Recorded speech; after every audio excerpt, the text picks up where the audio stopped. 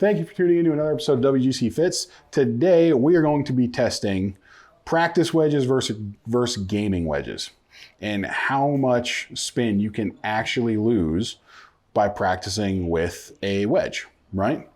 Now, you practice a good bit. A lot. Yes. I could easily go a nice short game session by hitting 200-300 chip shots. Yeah, that's quite a bit, right? Now, a lot of times we always hear about, right, does an older wedge lose spin, right? And that's kind of the back end of what we're doing in this video, because it does, and it's pretty noticeable, right? When a wedge starts to lose spin, it's going to launch higher, it's going to lose spin across the board, it's going to float a little bit more in the air, right? The whole thing just becomes a little bit different looking and feeling, right? Now, you just put your gamer quote unquote wedge into play for the first time, right? Yeah, this is the first time. I bought these, when did we get fit? God, that was a minute ago. I can't remember, yeah. It was last year. We got these wedges and I've been practicing with this one exclusively and also been playing in it. But this is the first tournament where I put the gamer wedge in and I noticed a big jump in spin. And we noticed a lot of different in flight as well, right? So we're going to start off with the practice quote unquote wedge. I want you to hit kind of 5 shots here. Okay. Let me change up our screen real quick. These are the 56? 60. 60. In the tournament, I had this, the first wedge shot I hit with that was about 80 yards. I landed it 5 yards far of the pin because it was front. Mm-hmm. It rolled about 3 and then zipped back. Zipped back 8. hard, yeah. Mm-hmm. It's all that spin. I know, it really threw me off. So how far are we trying to hit this? I was going to say, for the people at home, we're trying to hit roughly a 60-yard shot. Okay. Just throw them at that red flag, Ian.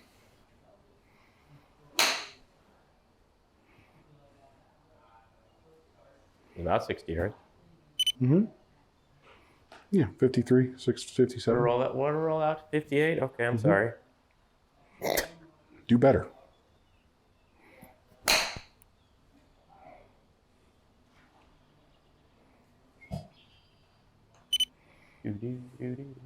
So how many shots do you think you've hit with this?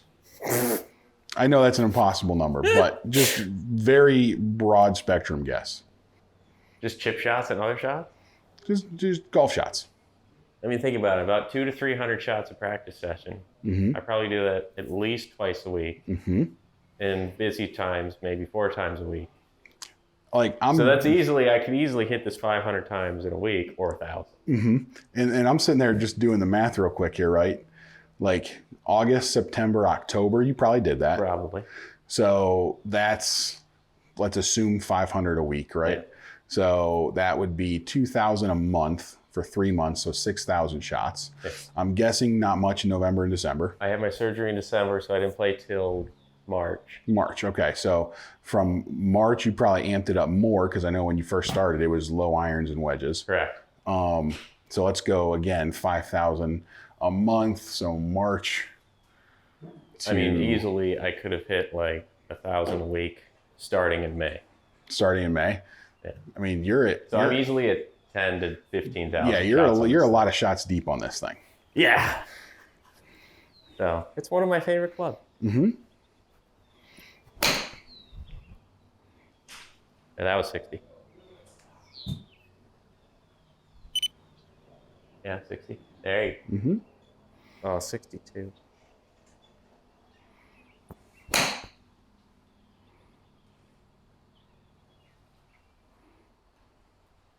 So your launch is higher than I want.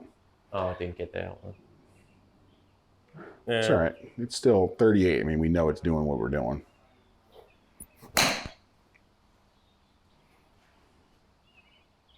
Perfect. Yay. Mm-hmm. All right, let's switch it up. So this is the real 60. The real 60, the gamer 60. And I bought 2 of them last year knowing how many wedge shots I hit. Mm-hmm. And getting a little more serious on wedge shots, I thought it'd be a game improvement to do this only in tournament. So 60 yards.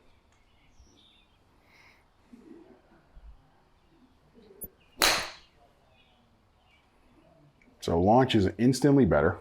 Instantly better. I might have caught that a bit thin though. Nope. I mean, look at that jump.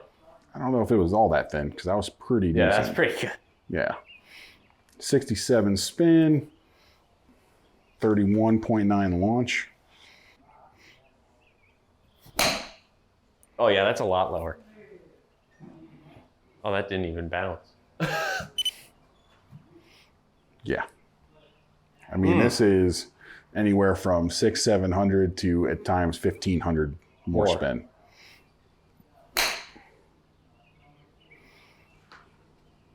Now, let me be clear. I probably only hit about 30 shots with this thing. Big difference, right? Yeah.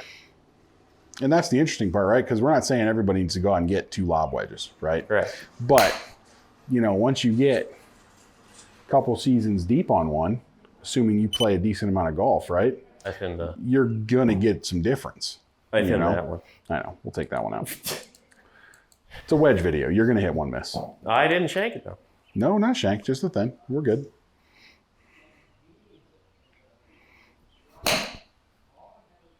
Like, that's noticeably lower. It's 4 or 5 degrees lower on the good ones. And across that one the got board, up to 7 almost. across the board, it's like 7 or 8 degrees lower. That one I got a little higher, but I hit it on the top of the face. But that's fine. Yeah, I hit that one a little high on the face. Now let's look at the average real quick. We're going to leave that one in just because that's not a thin. That'll happen, right? So we're at 5,537 launch for yours. Yeah. For the practice one, I should say. For the new one, yeah, 33 and 1,000 more. Yeah. That's pretty noticeable. I mean, right? Now let's talk about what that looks like on a golf course, right? Like how important is it to make sure that we're replacing wedges when we need to, right? You know, you get to a course and you go in there and you're used to 5,000, 4,500 spin on a chip shot like that, right? A little pitch shot. You're going to play it and let it release 12 feet, roughly, probably, right? I was going to say 3-4 yards. Yeah, right. It's about 12 feet.